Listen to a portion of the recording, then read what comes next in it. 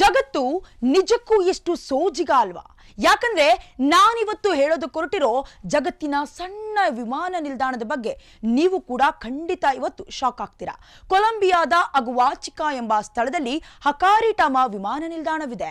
ವಿಮಾನ ನಿಲ್ದಾಣದ ಗಾತ್ರದಿಂದ ಅದು ಪ್ರಸಿದ್ಧವಾಗಿದೆ. ವಿಮಾನ ಹೊರಡೋದಕ್ಕೆ ಕೇವಲ 20 ನಿಮಿಷಗಳು ಬಾಕಿ ಇರುವಾಗ ಬೋರ್ಡಿಂಗ್ ಪ್ರಕ್ರಿಯೆ ಶುರುವಾಗುತ್ತೆ. ಜಗತ್ತಿನಲ್ಲಿ ನಾವು ತಿಳ್ಕೊಳ್ಳುವ ವಿಚಾರ ಹಲವಾರಿದೆ.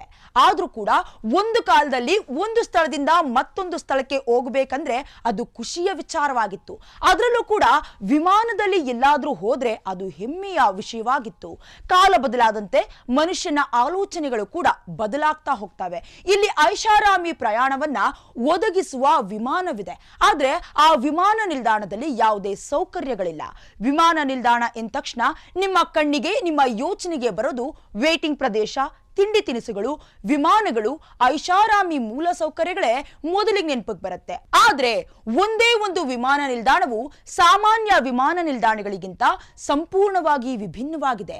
ಅದು ಜಗತ್ತಿನ ಸಣ್ಣ ವಿಮಾನ ನಿಲ್ದಾಣ ಎಂಬ ಖ್ಯಾತಿಗೂ ಕೂಡ ಪಾತ್ರವಾಗಿದೆ.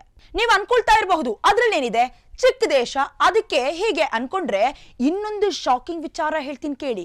ಈ ಏರ್ಪೋರ್ಟ್ ನಲ್ಲಿ ಲಗೇಜ್ ಪರಿಶೀಲಿಸೋದಕ್ಕೆ ಸ್ಕ್ಯಾನರ್ ಕೂಡ ಇಲ್ಲ. ಕೈಯಲ್ಲಿ ಪರಿಶೀಲನೆ ಮಾಡಲಾಗುತ್ತೆ. ಇಲ್ಲಿ ಸ್ಕ್ಯಾನರ್ ಯಂತ್ರ ಇರಿಸೋದಕ್ಕೆ ಸ್ಥಳ ಕೂಡ ಇಲ್ಲ. ಜನರು ವಿಮಾನ ನಿಲ್ದಾಣಕ್ಕೆ ಬಂದ್ರೆ ಬಿಸಿಲಿನಲ್ಲಿ ಸಾಲಾಗಿ ನಿಂತ್ಕೊಳ್ಬೇಕು. ಇಲ್ಲಿ ಐಷಾರಾಮಿಯಾಗಿ ಕಾಯೋದಕ್ಕೆ ರೂಮ್ಗಳು ಕೂಡ ಇಲ್ಲ. ಬದಲಿಗೆ ಮಾವಿನ ಮರದ ಕೆಳಗೆ ನಿರ್ಮಿಸಲಾಗಿರುವಂತಹ ಬೆಂಚ್ಗಳ ಮೇಲೆ ವಿಮಾನಕ್ಕಾಗಿ ಬಸ್ನಂತೆ ಕಾಯ್ತಾರೆ. ಪುರುಷರು ಮತ್ತು ಮಹಿಳೆಯರಿಗೆ ತಲಾ ಒಂದು ಕಾಯುವ ಕೊಠಡಿ ಕೂಡ ಇದೆ.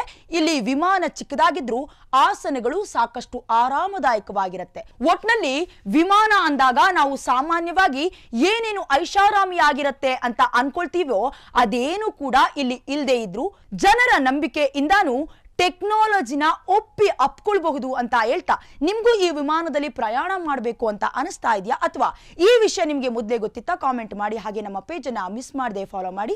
ನೋಡ್ತಾ ಇರಿ ಫ್ರೀಡಂ ಟಿವಿ, ಇದು ಜನಸಾಮಾನ್ಯರ ಶಕ್ತಿ.